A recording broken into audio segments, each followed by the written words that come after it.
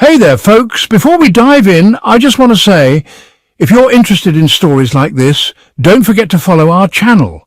You know, it really helps us out if you subscribe, like, and leave a comment. Your support keeps us going, and there's a lot more to come. So why did these advanced civilizations collapse? That's the question, and well, it's a big one. Let's see what BBC Time Watch has to say.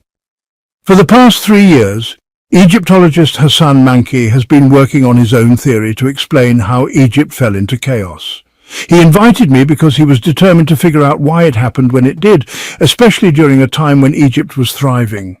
We had the pyramids, the temples, the grand statues, incredible achievements in art, literature, and everything else. So why did it all suddenly end?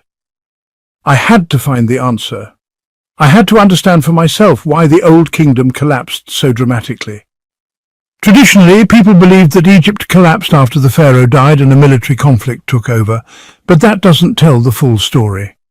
The first seeds of doubt were planted back in 1971 when evidence emerged suggesting something even stronger than political turmoil. There's an incredible story connected to a famous tomb in southern Egypt. I wasn't there for a pharaoh, but for a local leader named T, who lived just after the collapse. To me, that tomb was amazing. Honestly, one of the most unique in Egypt, filled with hieroglyphs. These writings told stories of terrible famines and, the suffering of ordinary people. Rarely do we get a voice from the past painting such a vivid picture of the horrors people went through 4,000 years ago.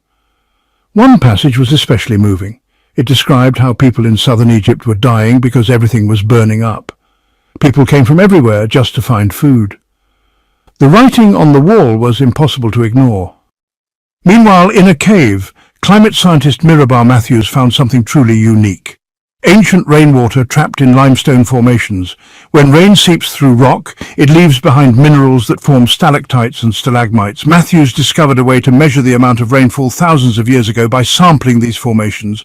Rainwater contains 2 types of oxygen, light and heavy, and during wet periods the light one dominates. By analyzing these samples under a microscope, he could measure the oxygen levels and figure out how much rain fell. What he found was shocking. Around 4,200 years ago, there was a sudden 20% drop in rainfall in the region. That's massive and would have caused a serious drought. This kind of sudden climate change, rapid, severe and widespread, can devastate civilizations. And that's exactly what may have happened to ancient Egypt. It wasn't a slow decline, it was quick and brutal, wiping out crops and causing mass starvation. It was a climate disaster. Other scientists were also studying ancient records. In Ireland, a scientist named Mike studied tree rings preserved in a bog. These rings revealed that in 1628 BCE, tree growth suddenly stopped for a decade, another sign of severe environmental stress. It could have been caused by cold, a sudden rise in moisture, or both. These findings were linked to a massive volcanic eruption, possibly from Thera, or what we now call Santorini. There's even more compelling evidence from Greenland. Layers of ice trapped volcanic ash and sulfur from past eruptions. Tests showed a strong chemical signature that matched the Thera eruption, confirming its global impact. That eruption may have triggered tsunamis that travelled across the Mediterranean, hitting places like northern Crete. Scientists then looked to Mexico. In the Yucatan, heart of the ancient Maya civilization, records described terrible famines. People were eating anything they could find, cloth, rocks, even dirt. Colonial records from the 1700s talk about crop failures, starvation, and desperate pleas for help.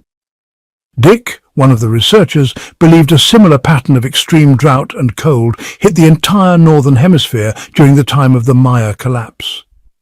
Ice core data supported his theory.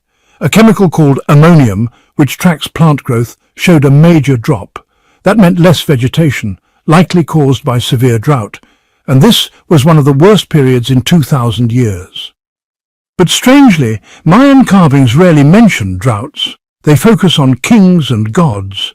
Yet eventually researchers found one of the few remaining Mayan codices that hadn't been destroyed by the Spanish.